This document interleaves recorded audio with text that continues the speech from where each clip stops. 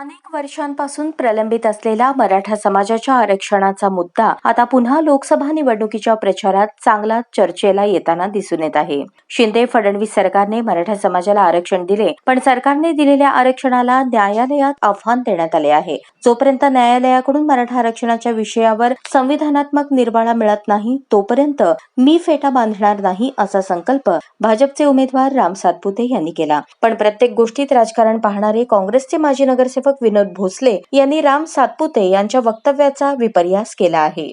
असे म्हणत भाजपचे युवा नेते माजी नगरसेवक अनंत जाधव यांनी विनोद भोसले यांच्या आरोपाचे खंडन करताना अनंत जाधव म्हणाले, जय जिजाऊ जय शिवराय. काल सोलापूर लोकसभा मतदारसंघातील भारतीय जनता पार्टीचे उमेदवार माननीय रामभाऊ सातपुते यांनी मराठा समाजाला आरक्षणाचा विषय पूर्णपणे संपल्याशिवाय फेटा बांधणार नाही अशी घोषणा केली आणि काँग्रेसच्या माजी नगरसेवक विनोददादा भोसलेंना ती का झोंबली मला नाही समजलं. खरं तर वास्तविक पाहता त्यांनी देखील या घोषणेचं स्वागत करायला हवं होतं. रामभाऊ सातपुते यांनी ती घोषणा का केली तर या सरकारनं जे दिलेलं आरक्षण आहे त्याला काही समाजकंटकांनी किंवा काही राजकीय लोकांच्या हस्तकाने त्याला हायकोर्टात चॅलेंज केले. सध्या ते दिलेलं आरक्षण हायकोर्टामध्ये न्याय प्रलंबित आहे. त्यामुळं रामभाऊ सातपुते यांनी सांगितलं की जोपर्यंत समाजाच्या आरक्षणाचा पूर्णपणे विषय सुरक्षित टिकणारं आरक्षण समाजाला मिळत नाही तोपर्यंत मी फेटा बांधणार नाही.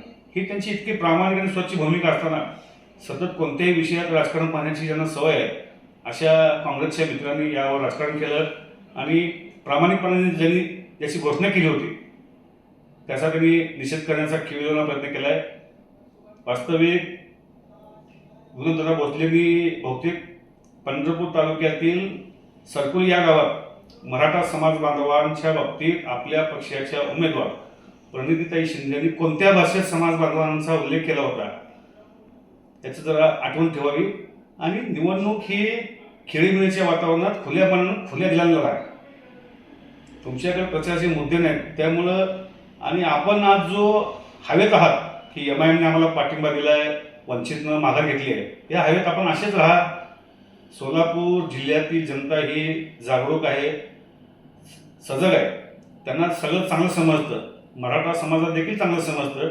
या राज्याच्या 11 वेळा ज्यांनी अर्थसंकल्प मांडला त्या सन्माननीय सुशीलकुमार शिंदे साहेबांनी मराठा समाजाला किंवा अण्णासाहेब पाटील आर्थिक विकास महामंडळाला किंवा समाजासाठी काय केलं याचं जर आपण आत्मपरीक्षण करा.